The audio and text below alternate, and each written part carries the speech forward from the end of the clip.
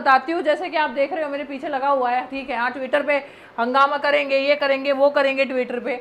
सबसे बड़ी बात तो मैं आप लोगों को ये कहना चाहती हूँ कि अगर यहाँ पे हम इसे देखें, ठीक है, बहुत मतलब आपको देख के बहुत हंसी आ जाएगी अगर मैं आपको एक वाक्य, एक बात बताऊं, ठीक है। बात ये है यहाँ पे कि मेरी बेटी पैदा भी नहीं हुई थी, मतलब, ठीक है, उससे पहले एग्जाम आया था और आज मेरी बेटी 2 साल की हो गई। अब तो सोचो कि मेरी बेटी यानी तुम्हारी छोटी बहन खुद 2 साल की हो गई है, और जब वो पैदा भी नहीं हुई थी तब फॉर्म भरा गया था, तब एग्जाम, जब वो पैदा भी नहीं हुई थी तब मैं ऑफलाइन क्लासेस दे रही थी उस टाइम पे।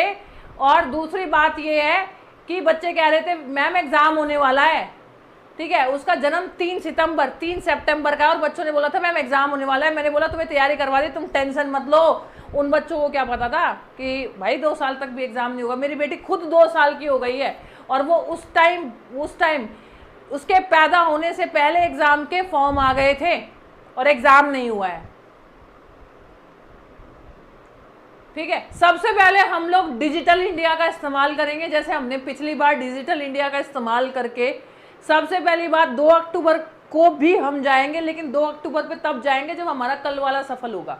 तो कल है 27 तारीख, और 27 तारीख से अड़ोसी पड़ोसी फलाना ढिमकाना जो भी है सब लगा दो, ठीक है। अब कोर्ट केस चलेगा, अब मैंने आप लोगों को बताया है, लाठीचार्ज होगी, बिहार कर्मचारी चयन होगा, बहुत सारी बातें आपके दिमाग में आ रही होगी। लेकिन सबसे पहले कल हम लोगों को अपनी एकता एक बार और दिखानी है। हमें फिर एक साथ खड़ा होना पड़ेगा। कल कितनी तारीख को? 27 तारीख को।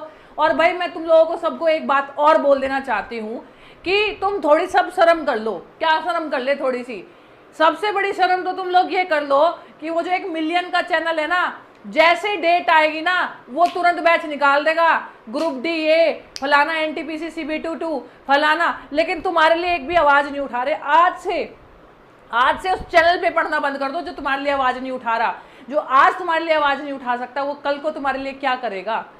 सिर्फ और सिर्फ वो क्या है कि हम पढ़ाएंगे। और मैं तुम्हें आज एक सच बात बताती हूँ, बताऊँ तुम्हें कितने बच्चे चाहते हैं? तुम्हें एक बात और सच बताती हूँ, जब हम उस कोचिंग में पढ़ाते थे, मतलब उस ऑनलाइन प्लेटफॉर्म पे जब हम लोग पढ़ाते थे, तो वहाँ पे पता है क्या होता था? वहाँ पे एक बार मैंने और राहुल देशवाल सर ने क्लास लेने के लिए मना कर दिया कि भाई हम क्लास नहीं ले रहे हैं।